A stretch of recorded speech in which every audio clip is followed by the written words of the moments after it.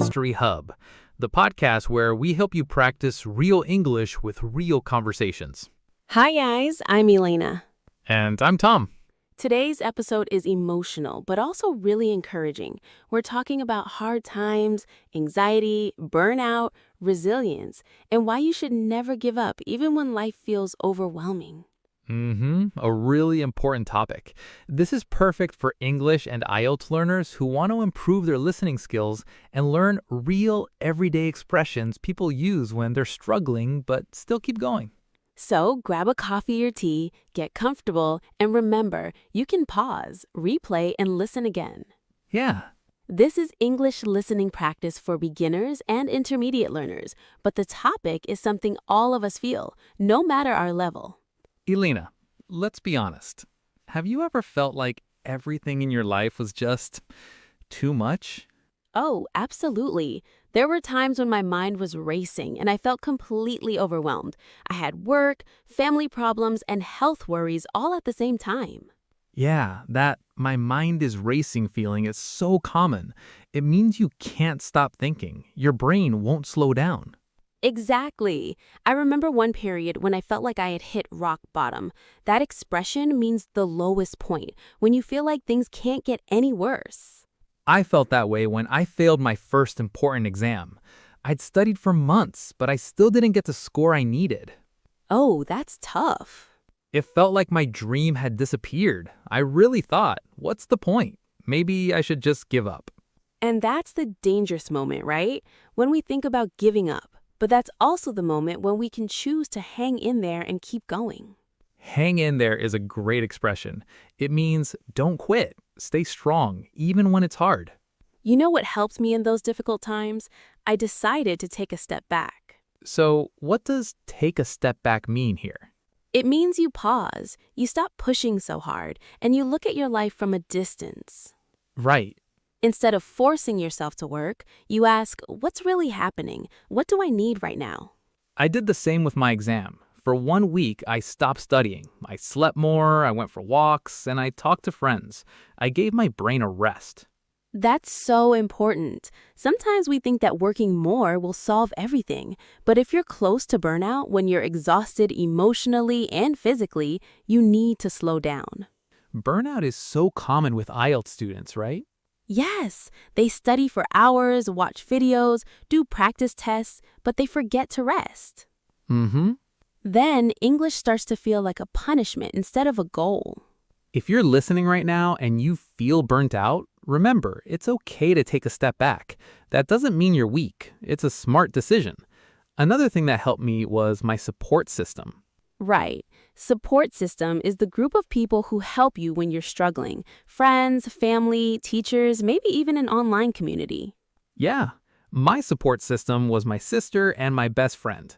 After I failed, they didn't say, "Oh, you're a failure." They said, "Okay, you fell. Now let's help you stand up again." That's beautiful. Sometimes the silver lining only appears when we talk to other people. And silver lining means the positive part of a bad situation.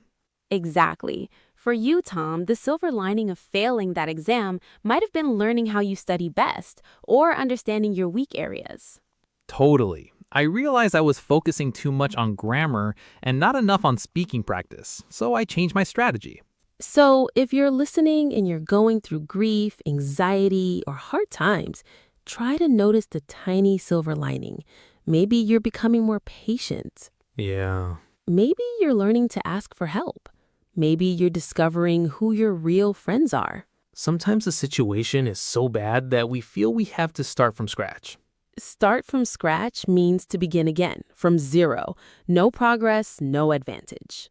That's how I felt when I decided to retake the exam. I opened my notebook and thought, wow, I'm starting from scratch. But this time, something was different. What changed? My mindset.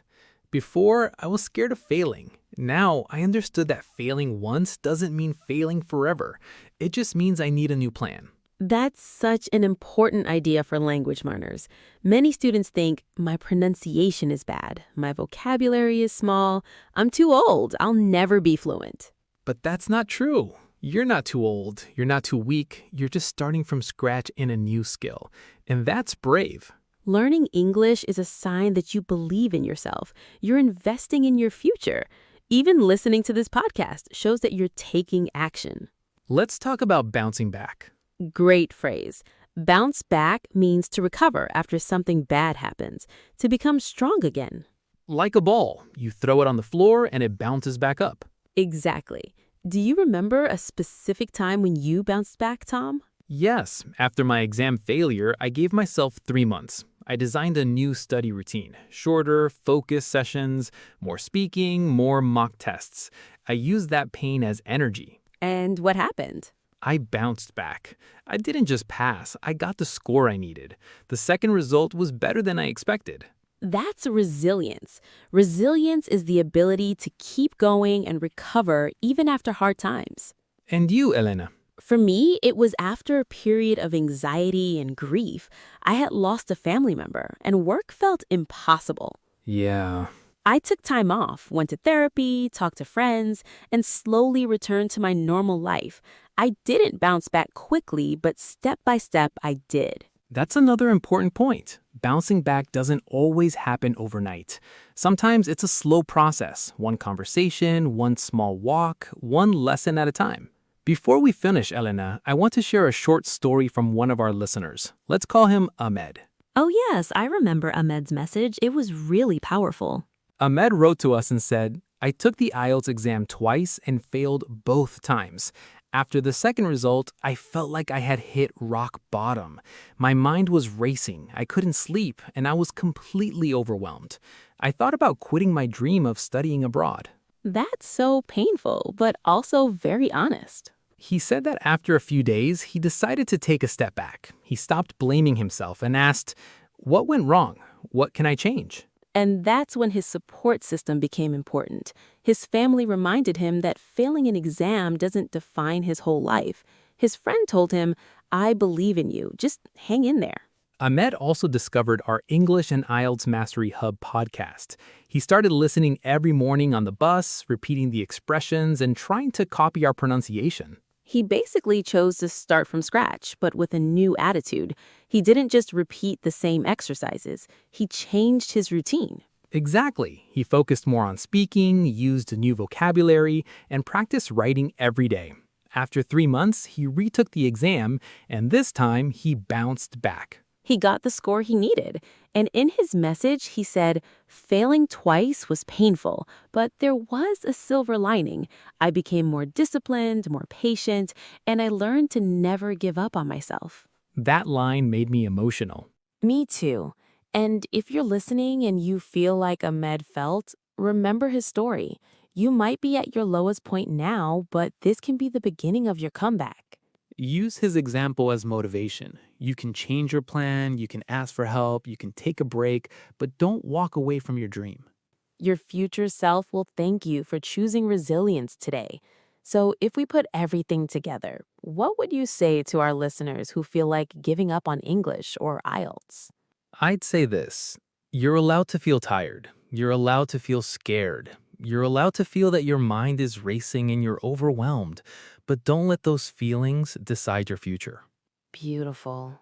When you feel you've hit rock bottom, remember that many successful people started there. Use your support system. Look for the silver lining. And if you have to, start from scratch. But please never give up. Never give up on your dreams, never give up on yourself, and never give up on your English. If you need to take a step back, that's fine. Rest, but then come back and hang in there.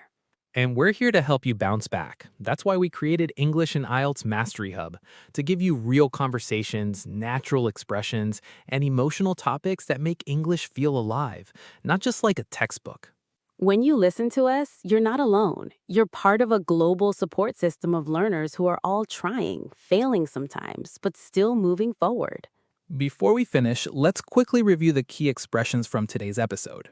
Repeat after us if you can. First, hit rock bottom. That means to reach the lowest point in a difficult situation. Bounce back, to recover and become strong again after something bad. Hang in there, to stay strong and don't give up. Take a step back to pause and look at the situation from a distance. My mind is racing, which means I have too many thoughts. I can't stop thinking. Overwhelmed, that feeling like everything is too much to handle. Silver lining, the positive part of a bad situation. Support system, the people who help you during hard times. Start from scratch, to begin again from zero. And finally, never give up, which means keep trying, don't quit. If you didn't catch everything, remember, you can listen again, take notes, and try using these phrases in your own sentences. You can even tell us your story. When did you hit rock bottom? How did you bounce back? Leave a comment and practice your writing. Thank you for spending this time with us. If this episode helped you, please share it with a friend who might be going through hard times. And don't forget to subscribe to English and IELTS Mastery Hub for more podcasts that improve your listening, vocabulary, and confidence, one real conversation at a time. Remember, no matter how difficult life or English feels today, Never give up.